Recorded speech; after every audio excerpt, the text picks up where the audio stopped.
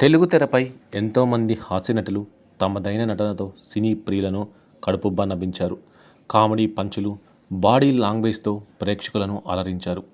వందలాది చిత్రాల్లో కీలక పాత్రలు పోషించి నటనతో ప్రేక్షకుల పెదాలపైకి నవ్వులు తెప్పించిన కమెడియన్స్లో కల్పనా రాయ్ ఒకరు. తన యాస, డైలాగ్ డెలివరీ, బాడీ లాంగ్వేజ్తో అప్పట్లో ఎన్నో గుర్తుండిపోయే పాత్రలతో మెప్పించింది. దాదాపు 430కి పైగా సినిమాల్లో నటించింది కల్పనా రాయ్. జంబలకిడి పంబ, ప్రేమించుకుందాంరా, కలిసుందాంరా వంటి చిత్రాల్లో నటించింది. వందల సినిమాలు చేసి సినీ రంగంలో తనకంటూ ఓ గుర్తింపు తెచ్చుకుంది కల్పనా రాయ్. చివరి రోజుల్లో మాత్రం ఆర్థిక కష్టాలతో కొట్టుమిట్టాడింది. కూతురు మోసం చేసి వెళ్ళిపోవడంతో మానసిక వేదన అనుభవించింది. చివరకు ఆకలితో అలమటించి ప్రాణాలు కోల్పోయింది. కల్పనా రాయ్ అచ్చ తెలుగింటి ఆడపడచు.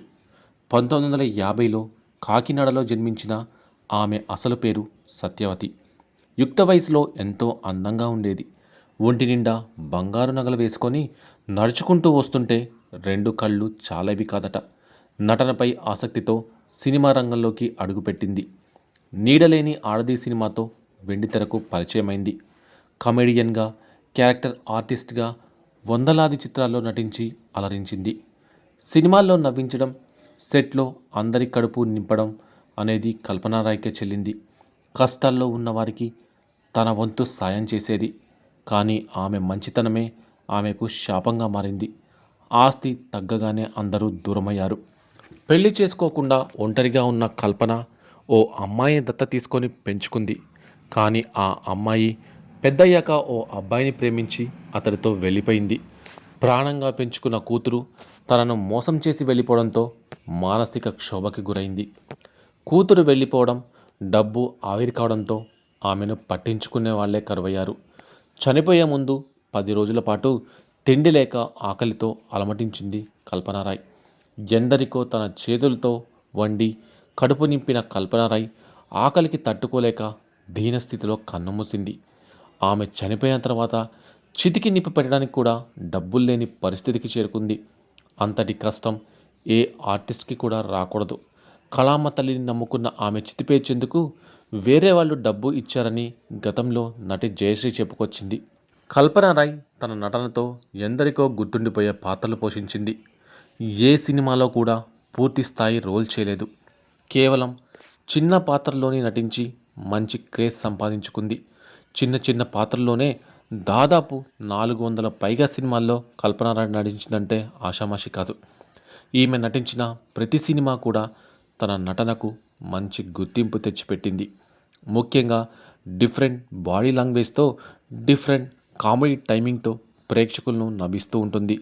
మొదట ఓ సీతకథ అనే సినిమా ద్వారా కల్పనా రాయ్ ప్రేక్షకులను అలరించి, ఆ తర్వాత ఈవీవి తెరకెక్కించిన జంబలకిడి పంబ అనే సినిమా ద్వారా మంచి గుర్తింపు సాధించింది. ఈ చిత్రంలో ఆమె చేసింది చిన్న పాత్రే అయినప్పటికీ ప్రేక్షకులకు మాత్రం ఆ పాత్ర ఎప్పటికీ గుర్తుండిపోతుంది. ఇక కల్పనా రాయ్ 2008వ సంవత్సరంలో హైదరాబాద్లోని ఇందిరానగర్లో మృతి చెందింది. ఈమెకంటూ ఒక సొంత కుటుంబం కూడా లేకపోవడం అందరినీ ఆశ్చర్యపరిచింది. సంపాదించింది తక్కువే అయినా ఉన్నంతలోనే ఎక్కువగా సహాయం చేస్తూ ఉండేది కల్పనా రాయ్. చివరి రోజుల్లో ఆమెకు డబ్బులు అవసరమైనప్పుడు ఎవ్వరూ సాయం చేయలేదట.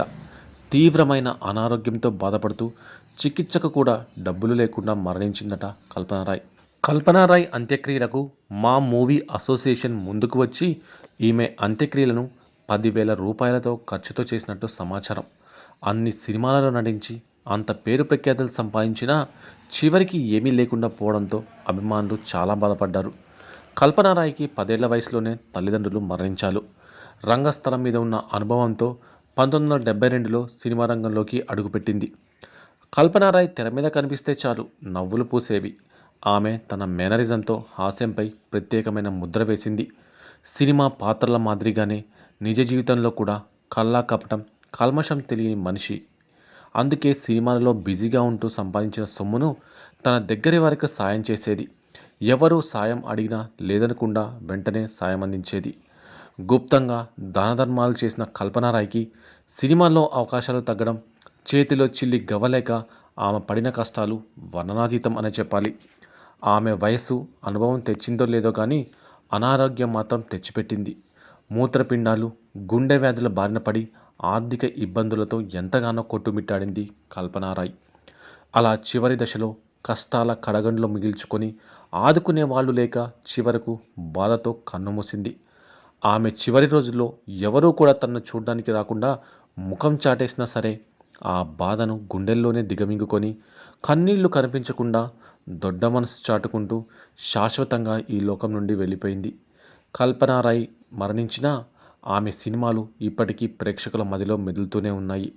ఆమె ఎక్కడ ఉన్నా ఆమె ఆత్మకు శాంతి చేకూరాలంటూ ప్రతి ఒక్కరూ ప్రార్థిస్తున్నారు. కల్పనారాయ్ జీవిత చరిత్ర తెలుసుకున్న ప్రతి ఒక్కరు కూడా ఎమోషనల్ కాకుండా ఉండలేకపోతున్నారు.